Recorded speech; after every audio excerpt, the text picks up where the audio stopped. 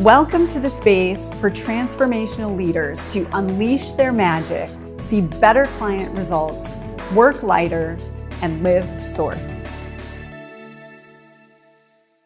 Hi there, Darla Ledoux. Welcome to this conversation on Shift the Field TV. And today's conversation might be a little controversial.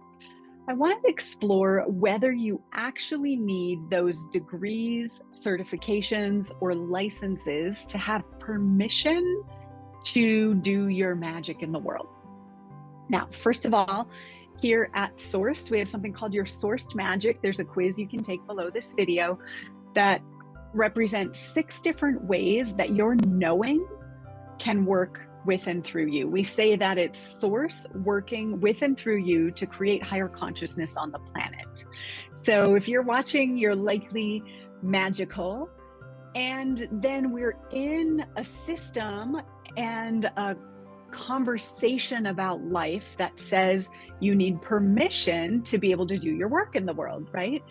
And I have a degree in chemical engineering, which gave me permission to do engineering at Procter & Gamble. And that was all great. And I was in that conversation at that time.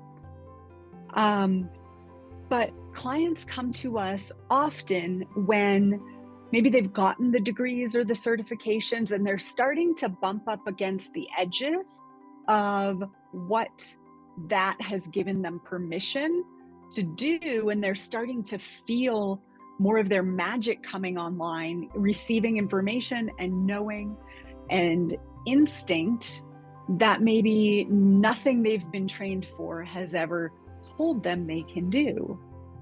And so the question is, what do we do with this? What do we do when the thing that's telling us how it's okay to be isn't a match with what wants to come through us? So I want to share a little story. So first of all, I have a bunch of different trainings. I have a couple of coach certifications. I have various training in energy modalities. I've taken loads of business building training as well as personal development and, energy shifting kind of experiences.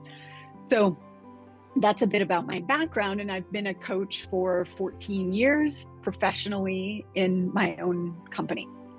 And several years ago, I started to have this experience where I would be at a business mastermind retreat, networking with people, and they'd ask me about what's really calling to me now. And I would find myself talking about wanting to get physical, to heal with my hands, to use more of my full body in my work. And as I would talk about it, I would just start to cry. I would tear up.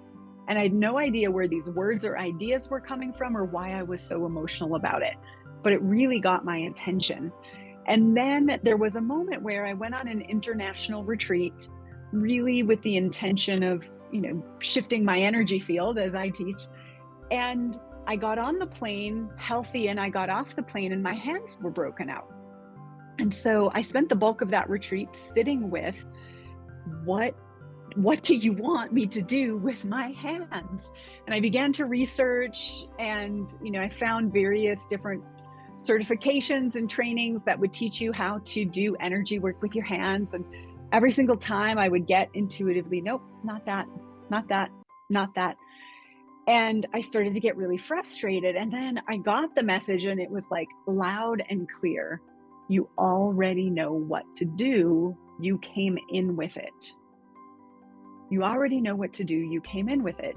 Now, I believe that we have past lives. I believe that we have access to collective wisdom and the wisdom of our ancestry and our lineage and our, various souls' journeys prior to now. I believe that, right? Believe that.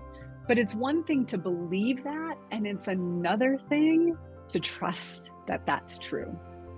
And if you're someone who came in with a lot of wisdom and a lot of knowing, and you just know, which by the way is your source magic is how you just know what you know.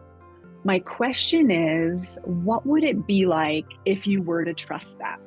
And if you were to empower your knowing over the outside influences. Now, I'm not saying don't go get degrees or certifications. Like, you may empower your knowing, learn what's true for your knowing, and then get the things that give you, external validation or permission or something like that, because maybe your ideal client really wants that from you.